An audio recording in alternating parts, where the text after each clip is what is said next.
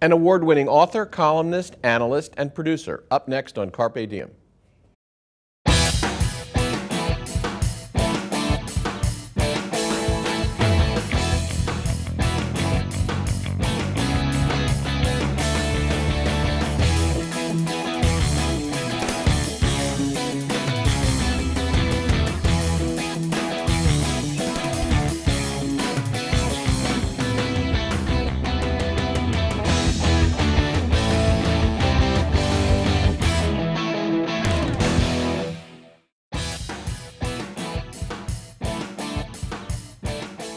Hello and welcome to Carpe Diem. I'm Merrill Brown, Director of the School of Communication and Media at Montclair State University.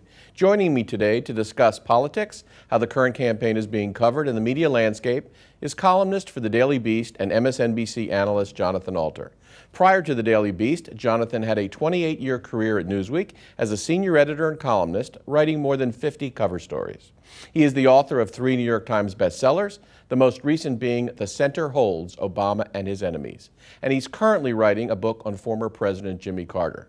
He's also the executive producer of Alpha House, a half-hour political comedy created for Amazon by Gary Trudeau and starring John Goodman. Welcome, Jonathan. Hi, Merrill. Glad to have you here. Glad to be here. It's an interesting political season. Yes, it is. It's a political season that pundits like yourself and others could not have forecast, the way it's unveiled itself. That's putting it mildly. Right? Yeah. So what do you think? Where are we in terms of actually understanding who will be nominated by the respective political parties come next summer?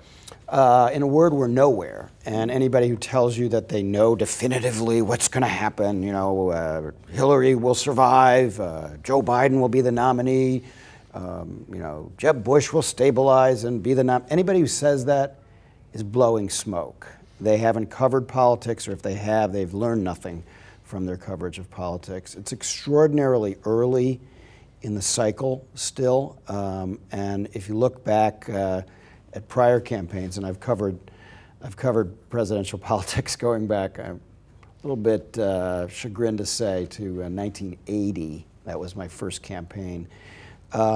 September of the year prior to the election is just really early. So just to give you a couple of examples, Bill Clinton in 1991, the year before he was elected, in September, that was when he announced his candidacy. He wasn't even in the race until that point, and started out way back of the pack. You know, 6th, 7th, 8th, 10th, can't remember exactly. In 2003, John Kerry, who became the 2004 Democratic nominee, in September of 2003, he was doing pretty well in the polls, but then in October, November, and December, he collapsed and he was written off, and everybody assumed that Howard Dean was going to be the nominee. I remember going on Charlie Rose with Mark Halperin, who's a well-known political reporter, and he said flat out Howard Dean's going to be the nominee. We know how that turned out. So these sorts of predictions now aren't really worth very much, and I think the best thing for people who are interested in politics to do is just kind of enjoy the show right now. Well, and it is a show. Yeah. That's a good way to put it. One thing unique is the level of interest, obviously, and the level of viewership on television and other media in this campaign in September, more than a year before an election. Why is that? Because there's a reality show star who really understands television and has been developing his public following for 30 years, and that is Donald Trump, obviously. Mr. Donald Trump used to be known as the Donald, although he doesn't seem to be using that particular honorific in this campaign. So what does that tell us about American politics, that a Donald Trump can captivate some significant number of the public and set ratings records for television networks covering political debates? So, you know, some years ago, I don't know who originated this, but it started to be said that politics is show business for ugly people, right? But actually, it's gone further than that. There's been a melding of Hollywood and politics that has been underway for some time. I mean, if you go back, you know, Franklin Roosevelt liked actors, and he used to hang out with them, and he described himself as the second greatest actor in America after Orson Welles. But even then, he was really the first politician to kind of think in a show business context. But pretty much, right after the war, all kinds of politicians wanted to be embraced by Hollywood. So Humphrey Bogart came out for Adlai Stevenson, for instance. And then when you got John F. Kennedy and you got a guy with marquee matinee idol looks, and you had people like Norman Mailer writing articles about how Kennedy was almost a Hollywood type figure, then things melded even more. And then, of course, when Ronald Reagan is elected, you have almost the consummation of that. So since that period, there's been this very close connection, and people who have Hollywood skills tend to do better in this process. So in retrospect, it's not that much of a surprise that Trump is doing well. It's just that he was such a comic figure that most people at the time he announced thought that he would just be more of a circus sideshow rather than a front runner. They weren't actually paying attention to the polls. So I spoke the other day to Stuart Stevens. My kids and I have a radio show. It's called Alter Family Politics, which is on Radio Andy on Sirius XM. That'd be Andy Cohen's radio channel. Andy Cohen's radio channel. So he very recently gave us a radio show, and my 26-year-old daughter Charlotte, who works for Time Magazine, and our son Tommy, who's 24, who's a producer on Comedy Central, they joined with me. Anyway, we got Stuart Stevens, who was Mitt Romney's campaign chief in 2012, and he told us earlier this week that they actually had a poll in 2011 showing Trump leading Romney by a significant margin. But then Trump decided that he wasn't going to run, so everybody just kind of forgot about that. But going back to the last cycle, Trump has had a real popularity with the Republican base. And what are we to draw from that for the longer-term prospects for this election? I mean, would you think it inconceivable at this point that he would be the next president? Inconceivable. You would have said that 6 months ago, I suspect. Inconceivable is a very strong word. I think it is highly unlikely. I think inconceivable. First of all, it's important to conceive of anything because civilization and democracy hang by a thin thread, and we forget. We're so accustomed to it. We take it so for granted. Very strange and horrible things can happen even in functioning democracies. So it is conceivable that the nightmare of Donald Trump being president, and it's conceivable. It is, however, highly, highly unlikely. And that's because of the changing demographics of the United States. So I remember a conversation I had with Jim Messina, who was Barack Obama's campaign manager in 2011. And he looked up at a whiteboard and he had written up there, Latinos, 55%. And the reason that was there is that his feeling was that if Obama fell to 55% of the Latino vote, still a strong majority, but that if he only got 55% or less, he would be defeated no matter what else he did.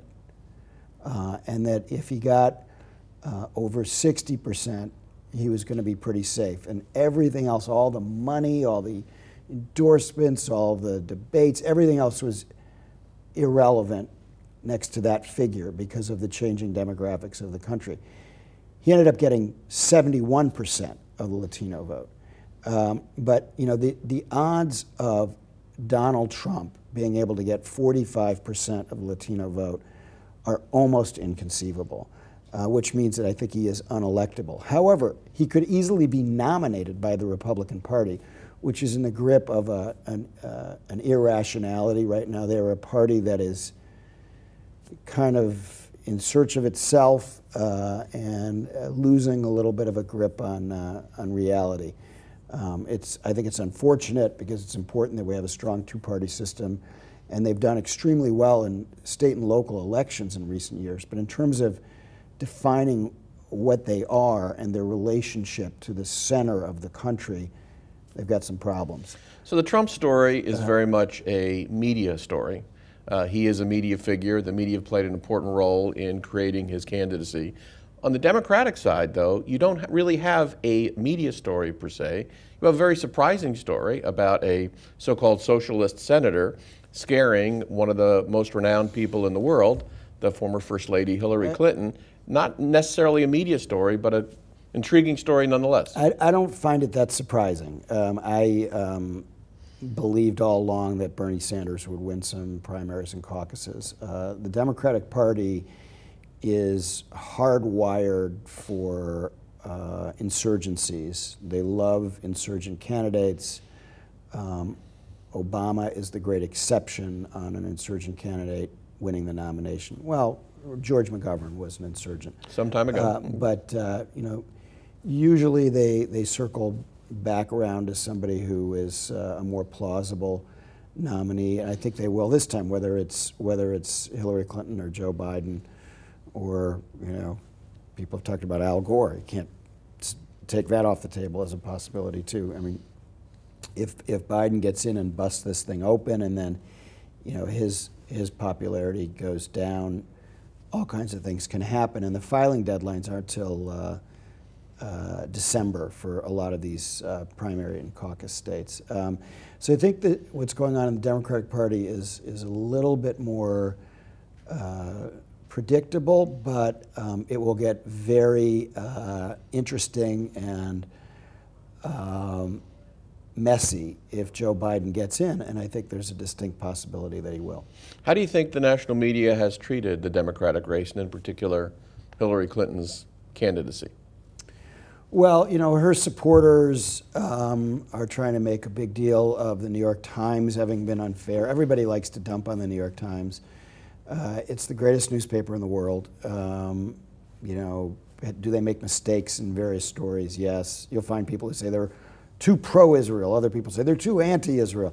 So they can't, you know, they're never going to catch a break. So I guess you could say that they have maybe gone a little strong on the emails story. You know, everybody sorts out her difficulties in different ways. My problem with her conduct is I thought it was improper for her to be taking big speech fees. After she left as Secretary of State, she was taking $100,000 and more from Goldman Sachs and other, you know, financial institutions that she knew she was going to be having to regulate if she became President of the United States. So I had a real problem with that. I don't have any problem with the Clinton Global Initiative and the Clinton Foundation. I think most of these stories in the press about them where they're trying to find, you know, is there some conflict there? They ignore the main story, which is that these global donors are giving money for good causes, like curing AIDS, you know. This is not money that's going into the Clintons' pockets, like the speech fees are. And so I don't really have much of a problem with that. And I'm in the minority on this, but I don't really have much of a problem with the email story. I think it was bad judgment on her part not to maintain an official government email just for appearance's sake. She should have done that. But it seems to me that in the larger scheme of things, that's a pretty minor infraction. And in terms of what's in the emails, the idea that, you know, somehow this was wrong of her to be doing what Colin Powell and many other government officials have done, is having their own email. There's nothing wrong with that. It's like having your own private phone number. And as far as I'm concerned, what you talk about on the telephone or what you talk about in email is mostly your business. I don't think that we have a right to know that's what's in all of Hillary Clinton's emails, and I think it's been used to depict her as sleazy in a way that's not justified. However, a lot of it's her fault. There's a pattern with the Clintons that goes back to Arkansas of a cover-up with no crime. Because they're so stingy in the way they release information, they act as if they've done something wrong, even when they haven't done anything wrong. I think this is another example of that. But it is ironic. The right would say the Clintons and Democratic politicians are prone to get favorable coverage. The coverage of her and her candidacy has been anything but favorable. Even criticism, extensive criticism on MSNBC. They've never gotten favorable coverage. The whole idea that the right believes that Democrats get more favorable coverage in general is ridiculous. I mean, I'm writing a book about Jimmy Carter. Compare his coverage to the coverage of Ronald Reagan. It's like night and day. Reagan got much, much better coverage. Now, did Obama get better coverage than Mitt Romney? Yeah, because he's a more skillful politician. And so one of the reasons Hillary's getting bad coverage is she's not a skillful enough politician. Part of being good at this profession, and it is a profession, is being able to get good press and make the media feel like you're open to them and you like them. Reporters are easy lays, and it never ceases to amaze me how politicians don't get that a little bit goes a long way. You have them in, you have some drinks. You even made the point about John McCain and the campaign bus and the I was on two that campaigns bus. ago. And I was on that bus, and I contributed. It was the most fun I've had covering politics, and also probably the worst journalism I've done, because I wrote very favorable stories. I was clearly in my column clearly for him over George W. Bush in the 2000 Republican primaries. Why? Because we got to know him as a human being. We'd hang out with him and hear his story. And reporters are human beings. If you're nice to them, they're going to be nice to you. And this is such a basic lesson. But they all have these handlers. Or no, you can't talk to the press if you tell them that. Oh, they're going to print some story. And it's true that some of them will screw you, and that will happen. But if you don't trust other people, they're not going to trust you. That's one of the oldest lessons in human existence, right? And so if you do trust the press a little bit, that when you go off the record with them, they're going to respect it and that kind of thing, then they're going to, trust you. That doesn't mean they're going to cut you a break every time, but they're going to be more willing to not question your motivations all the time, not assume the worst all the time. And I think Obama got this more than Hillary in 2008. She had the worst press management in that campaigin that I have seen since, as I mentioned, since 1980. Well, we're seeing it again, aren't we? No, it's not as bad this time. Not as bad. Not as bad. She has better people this time, but they were truly horrible in 2008. But she seems no more accessible this time than she did 8 years ago. No, she's a little bit more accessible. But the fact that you don't think she is shows that she's not accessible enough. She's not. So you've chosen as your next subject the former President Jimmy Carter, one-term Democratic president. Interesting choice to spend time with. Interesting set of circumstances around him. Obviously, you didn't know when you made this decision that he would be quite publicly sick and dealing with it in very open fashion, in Jimmy Carter fashion. Why did you choose Jimmy Carter as your next thing to dive into? So last fall, a little less than a year ago, I was in a small group with Jimmy Carter, and we were talking about this book that had been written about him called 13 Days in September by Lawrence Wright. It's about Camp David.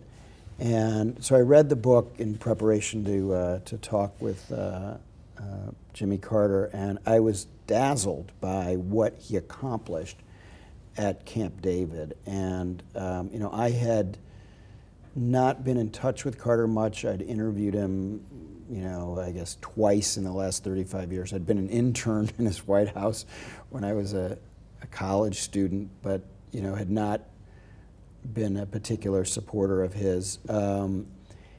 And I was just sort of blown away by what he did on Israel and the Arabs, especially considering how many other American Jews believe that he's a terrible president for Jews and for Israel. And what I concluded after reading Lawrence Wright's book, and now I've studied it much more and talked to him about it, is that with the exception of Harry Truman, who recognized the state of Israel, Jimmy Carter has been, by a long shot, the best American president for Israel.